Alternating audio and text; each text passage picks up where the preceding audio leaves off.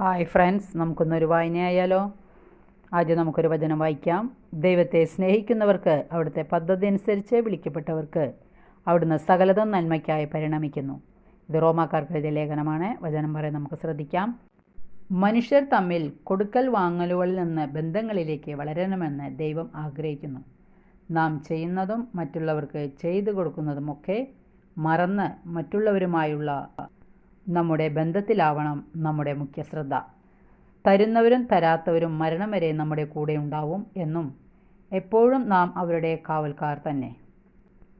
കൊടുത്തതിനുള്ള പ്രതിഫലം ദൈവം തരും. തിരികെ കിട്ടിയപ്പോൾ കുറഞ്ഞുപോയത് അവിടുന്ന് നമുക്ക് കൂട്ടിച്ചേർത്ത് തരും. നമ്മുടെ ജീവിതം ഒരു വിജയമാക്കി മാറ്റുകയും ചെയ്യും. മനുഷ്യരാരും ഒരു വിധത്തിലും ഒരിക്കലും നമ്മുടെ ശത്രുക്കളാവരുത്. ഓക്കെ, വായന ഇഷ്ടപ്പെട്ടെങ്കിൽ ലൈക്ക് ചെയ്യുക. Okay, thank you, by.